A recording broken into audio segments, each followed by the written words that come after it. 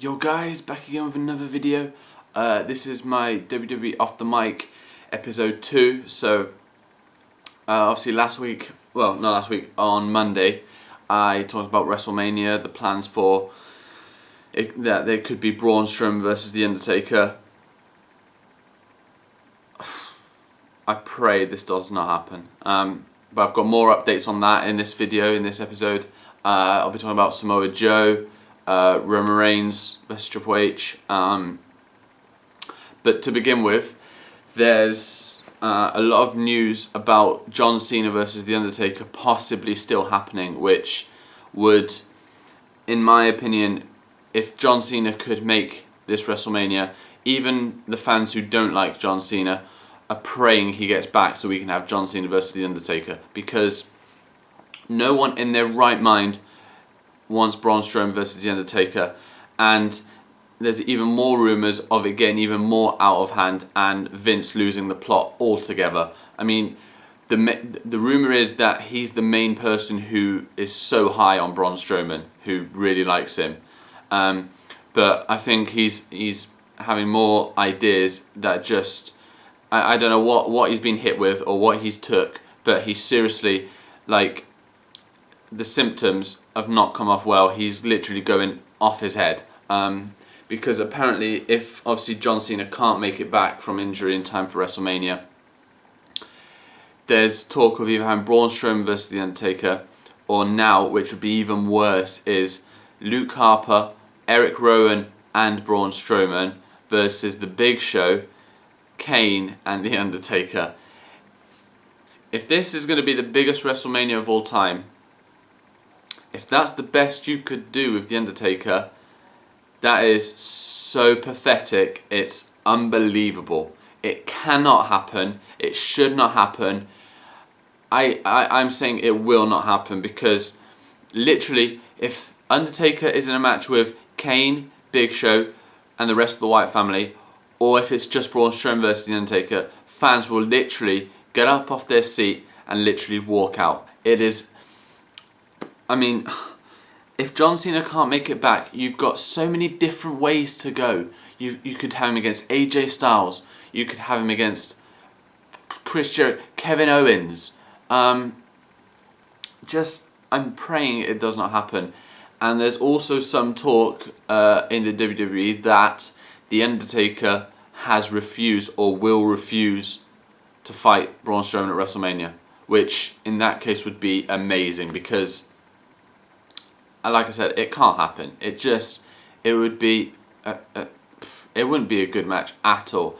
But yeah, there's still some talk that John Cena, because of how well he recovers from injury, that it's not official that he'll be out, that he's out for WrestleMania, which would be amazing, because they don't have to have him wrestle 1 second up until WrestleMania. They can have him appear on Raw and just, because The Undertaker and John Cena, if they build up a feud for WrestleMania, neither of them would have to wrestle. They could just do it by promos and stuff like that. So they could totally do that if he's fit enough to wrestle.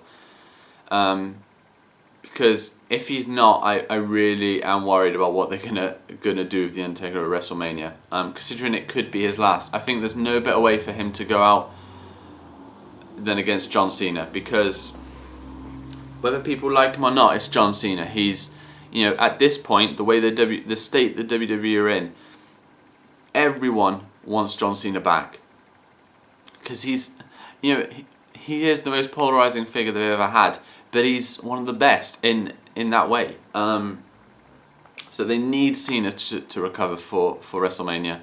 The other thing is that the plan, there's a lot of people thinking that Dean Ambrose could win the triple threat at Fastlane, that to throw a curveball so it's not so predictable.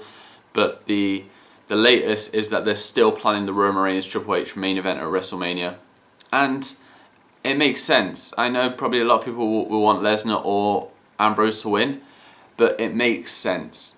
Lesnar has nothing to do with Triple H at this point. Neither has Ambrose. And just because Ambrose was last in the Royal Rumble with Triple H, that's not a basis of building a rivalry. That's not how you do it. the Reigns Triple H thing has been going on since before Survivor Series. It's a long time in the making, and what I honestly believe could happen is they go through with it. Reigns wins the belt at WrestleMania and then turn him heel. I made a blog about it yesterday. I see him turning heel because I think if WWE doesn't turn him heel, I think the fans will push hard to turn him heel, because this is what they're doing at the minute, and I think this will, force WWE to potentially turn him heel, which I said in the blog is what everyone wants, including me. So that's that. The plan is to still have Reigns versus Triple H, which I think is a good idea because the stones have been set for the match. So the news on Samoa Joe is that WWE officials want him in the WWE really soon, and that the plan is to have him basically make the jump from NXT to WWE just after WrestleMania, which would be amazing because, as everyone who watches NXT knows, Samoa Joe's a beast. He'll be great on the main roster.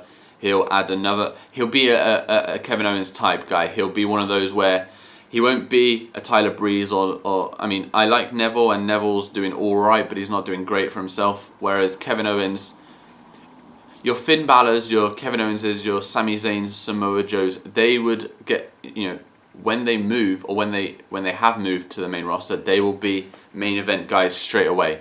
And I anticipate Samoa Joe making the jump just like Kevin Owens did, straight into the main event picture, or as one of the main guys on TV at least. So Samoa Joe likely headed to the main roster just after WrestleMania. The same can't be said for Finn Balor. They're thinking of keeping him on NXT for a bit longer, which obviously, if this is all true, it might give you an indication of who might win the the championship match at NXT Dallas, because I think the main event is Finn Balor versus Samoa Joe. So if they're planning on doing that, obviously, or then Samoa Joe would, you'd think, lose the match and then be put up to the main roster, because Finn Balor wouldn't retain and then go straight up to WWE and vacate the title. I don't think that would make any sense. So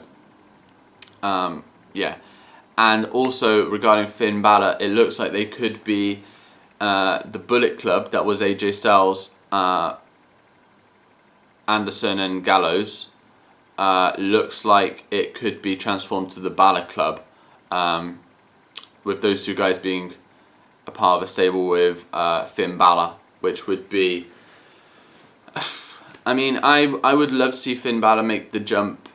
If when he makes the jump, it's part of the Balor Club, I'd still be into it. It'd still be great, but I do want him to be promoted as by himself, and see what he does by himself on the main roster, because I think they would obviously have to have massive plans for Finn Balor, because he's not just anybody. He's the best in NXT.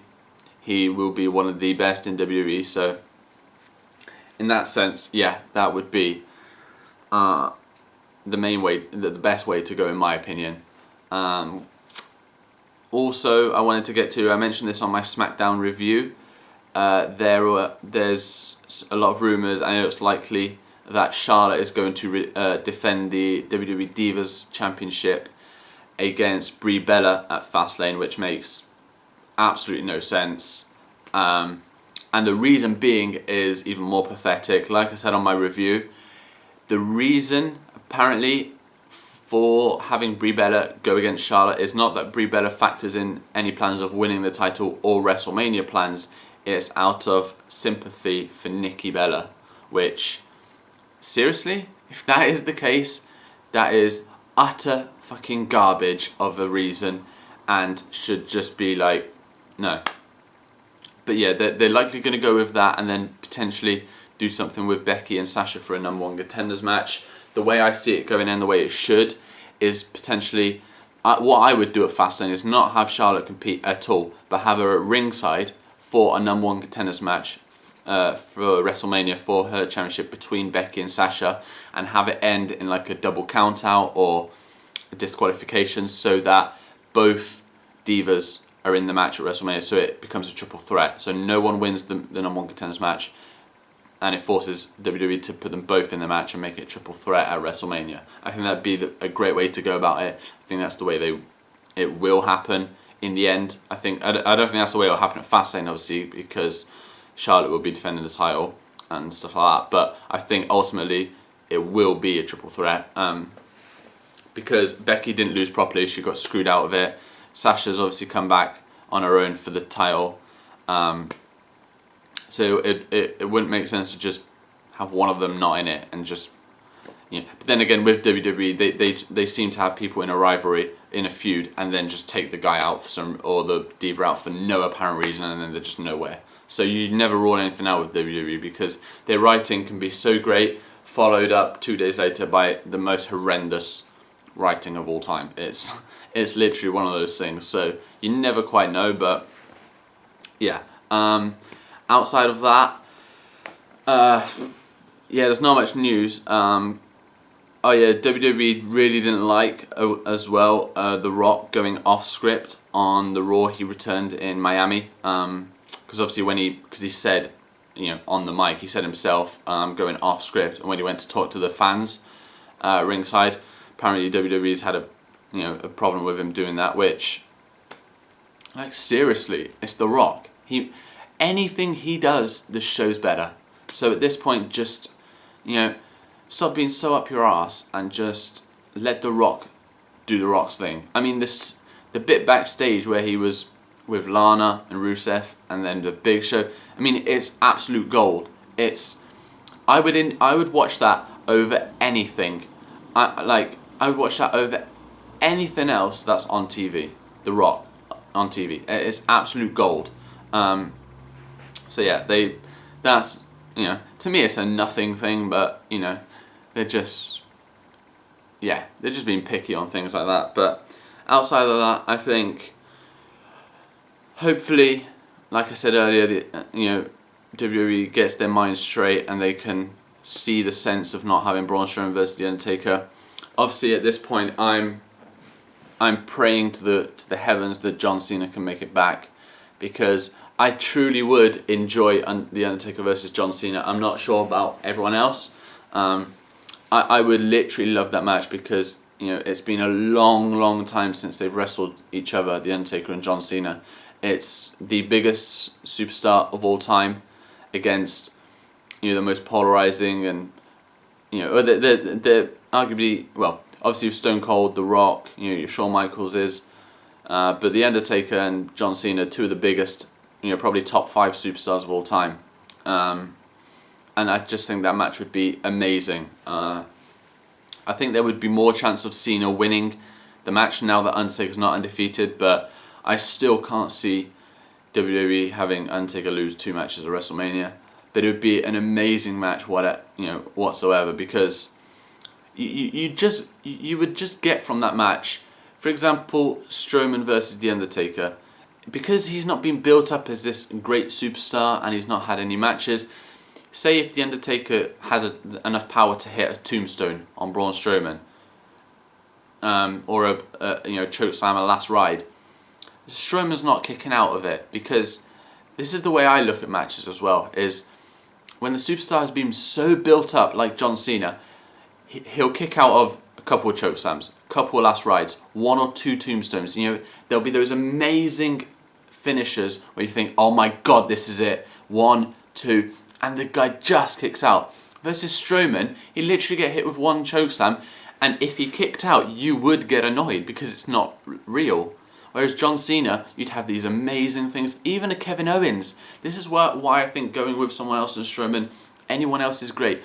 Owens could kick out of a couple of finishers, not like Cena could, because he's not been built up and he's not the superstar John Cena is. But AJ Styles, you know, the guy who's just entered the WWE, wants to make a name for himself, and it gives The Undertaker one of the best matches ever. That type of situation. That would get the fans just incredibly into it.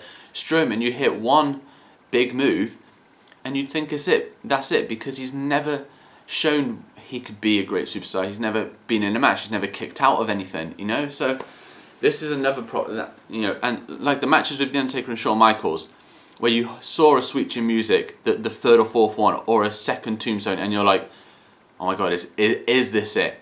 Or is he going to kick out? Whereas with Strowman, you think, 1, 2, 3, easy done. So, yeah, we'll see what happens in that sense. I'm still looking forward to WrestleMania, because, it is. I think that they're going to manage to put on a great show. They have no choice, because a lot of 2015 was poor. Some of 2016 has been okay, some of it hasn't. They've got no choice but to make a great WrestleMania. Especially that some of their big showstopper events recently have not been great.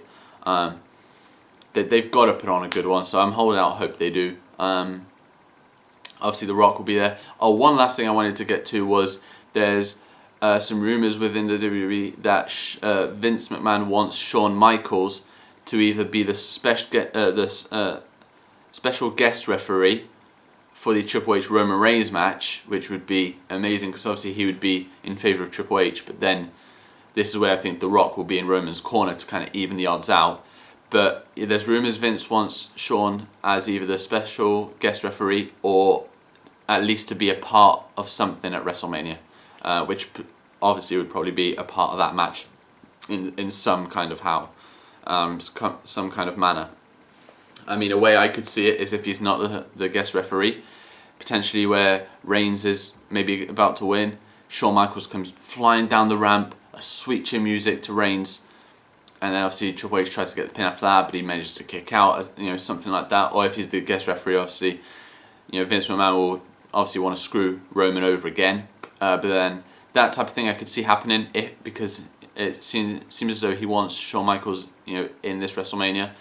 And they need as much firepower as they could get. So, and it would just be another, the storyline they've built with Reigns overcoming the odds. That's another thing. You've got him in this match with Triple H. You've got Stephanie and Vince at ringside. Everything against him. And then Shawn comes out to try and end the match for Triple H, and he still overcomes that type of thing. If that's the way they want to go, and that's how they built it, that would be an ideal way to do it. And that would take some of the predictability out of it. If you just have a normal match between two, no interference, it could be a great match, but you pretty much know Reigns is going to win. I mean, I still think he would win anyway, but if you have Shawn come out, the fans might go, oh my god, holy crap, he's going to switch your music, Reigns is going to be it, type of thing. So, obviously they could do something like that, but we'll see what happens. So, I really hope you guys enjoyed this video. This is episode 2. On Monday I'll have episode 3, so and obviously I can't wait for Raw, and I'll have a review for that on Tuesday. So yeah, I hope you guys enjoy this video, and see you soon guys, bye.